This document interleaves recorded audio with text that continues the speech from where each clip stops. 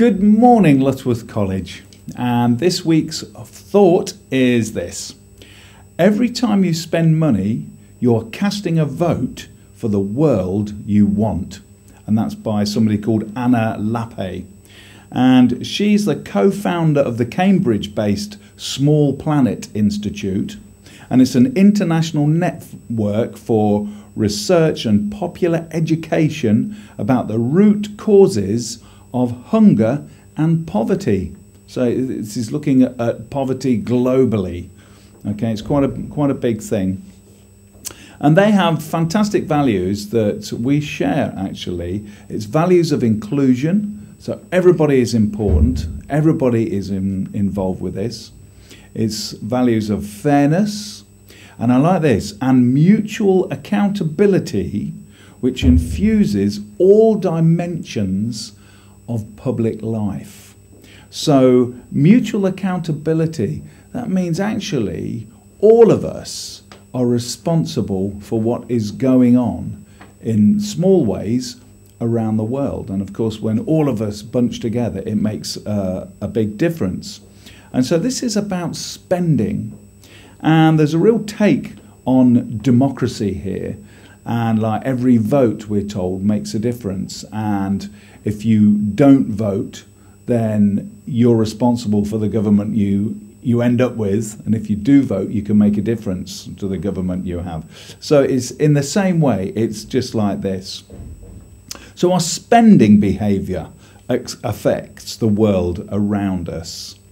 Now, if you think about fair trade, and we have a choice of what to buy, are people exploited if we buy a certain product, or will people get a proper value if we buy another product? Now, it's not always from the third world. It can be fair buying milk. You can buy very cheap milk, but the farmers in this country may not be getting a good deal. So it does make a difference. But it's not just about that. It can be products that actually mess the planet up.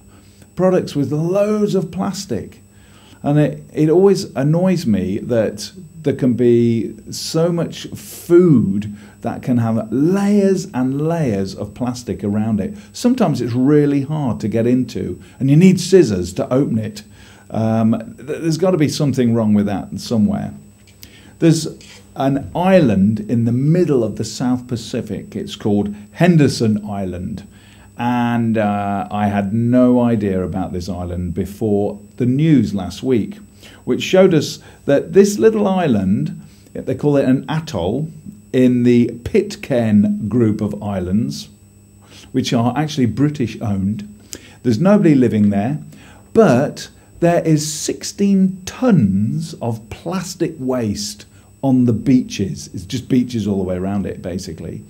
And they said there's 38 million separate bits of plastic. I don't think anybody actually counted. But this is just stuff that's washed up from literally thousands of miles away. It has to be, because it's thousands of miles from anywhere. So it just goes to show that things are being bought that are affecting the world miles and miles away. These microbeads, which is getting into everything's system. What's that all about? It's absolutely crazy. So we actually can make a difference with how we spend our money and what we are buying.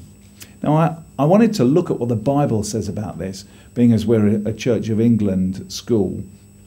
And from ancient times, in the book of Deuteronomy, which is in the Old Testament, it says this, and this is talking to God's people and it's giving them rules for good living.